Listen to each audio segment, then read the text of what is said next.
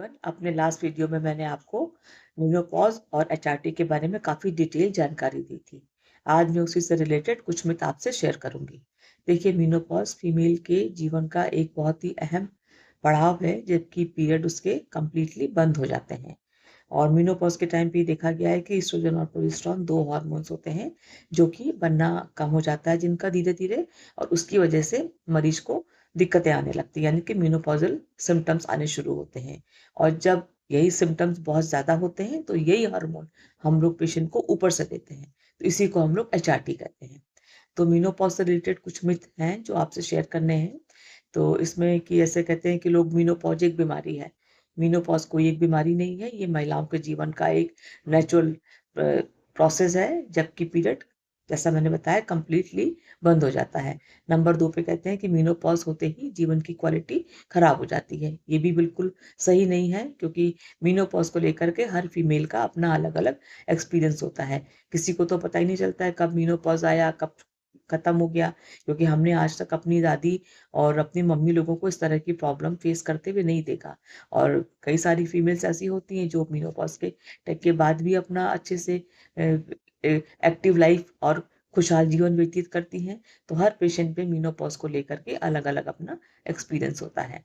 और नंबर 3 पे कहते हैं कि सभी महिलाओं को मेनोपॉज़ में बहुत गंभीर सिम्पटम्स होते हैं, लेकिन ऐसा भी नहीं है। जैसा कि मैंने अभी आपको बताया कि मेनोपॉज़ को लेके हर महिला का अलग-अलग एक्सपीरियंस होता है। हाँ, जिन पेशेंट को ये दिक्कत बहुत ज़्यादा होने लगती है मेनोपॉज़ की वज़ह से, वो अपनी डॉक्टर के पास जाकर के प्रॉपर इसका इलाज ले सकती हैं, क्योंकि आजकल बहुत सारी दवाइयाँ, इंजेक्शन और कुछ लोकल एप्लीकेशंस के क्रीम भी आए हैं, जिसके बारे में मैंने आपको डिटेल लास्ट वीडियो में बताया हुआ है।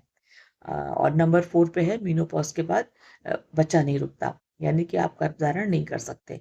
तो इसके बारे में सच्चाई ये है कि जब तक आपको कंप्लीटली मेनोपॉज़ ना हो जाए, मानिए कि जब आपका पूरा 1 साल तक पीरियड, हम लोग मानते हैं कि 1 साल तक अगर पीरियड नहीं आता है, तो तभी मेनोपॉज़ होता है। तो अगर आपको पीरियड स्किप करके आ रहे हैं, या पेरीमेनोपॉज़ल टाइम आपका स्टार्ट हुआ है, क्योंकि आजकल देखा गया है कई बार फीमेल का आजकल शादी बहुत लेट हो रही है, तो उनका पेरीमेनोपॉज़ल टाइम स्टार्ट हो जाता है।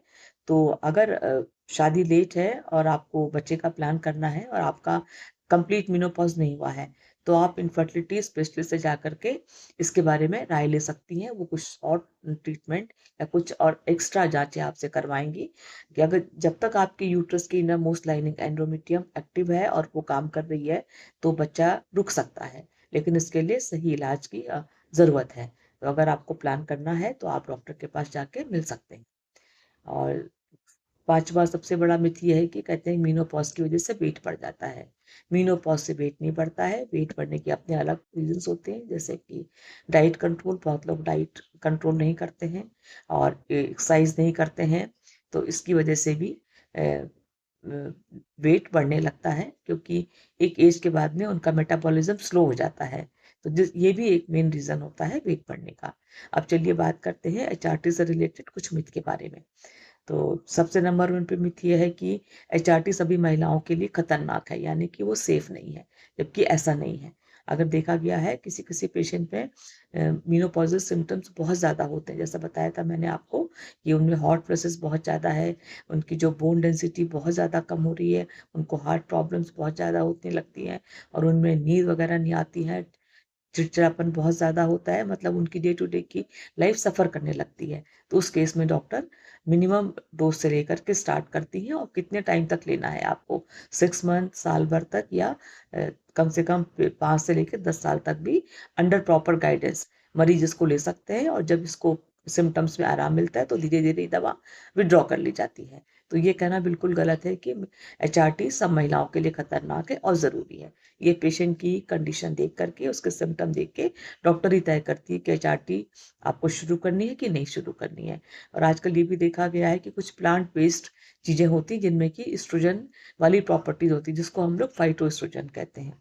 जैसे कि जो सोया प्रोटीन्स होते हैं, या सोयाबीन से बनी दालें वगैरह हैं, या सोयाबीन मिल्क है, सोया टोफू वगैरह है, बीच में, और जो सोया चंक्स वगैरह होते हैं, इनमें कुछ मात्रा में एस्ट्रोजन वाली प्रॉपर्टीज़ होती हैं। तो अगर पेशेंट को दिक्कतें ज़्यादा हैं, तो ये बहुत कम, एक तो पूरी तरह से तो नहीं, लेकिन एक हद तक का इन सब लक्षणों से थोड़ा-सा सुकून मिल सकता है। तो अगर आप चाहें तो एचआरटी लेने से पहले ये चीज़ें भी ट्राई कर सकते हैं। और नंबर 2 मिथ ये है एचआरटी का कि एचआरटी लेने से कैंसर हो जाता है। तो ये तो बिल्कुल गलत है, क्योंकि कैंसर वाले मरीजों को पहली बात तो एचआरटी शुरू ही नहीं करते हैं। और अगर उनकी फैमिली हिस्ट्री है और उन्हें ज़रा-सा भी डाउट है, पूरे एग्ज़ामिनेशन के बाद ही एचआरटी शुरू करी जाती है।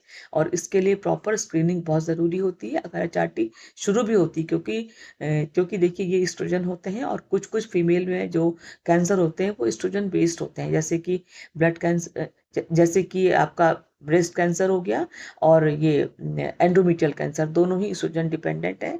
तो इनका एचआरटी जब शुरू करते हैं तो उसके बाद इनकी प्रॉपर स्क्रीनिंग भी कराई जाती है। तो आपको एवरी 6 मंथ में और या एवरी ईयर में आपको ये जांचें कराना बहुत ज़रूरी है। तो ये नहीं कि खाली आपको एचआरटी शुरू कर दिया और आपको डॉक्टर इसको बिना किसी रीज़न के दिए जा रहे हैं, ऐसा नहीं होता है। स्क्रीनिंग होती है, डे टू आपको डॉक्टर अपने कुछ-कुछ टाइम के बाद बुलाती हैं देखने के लिए कि कहीं कोई दिक्कत तो नहीं हो रही है।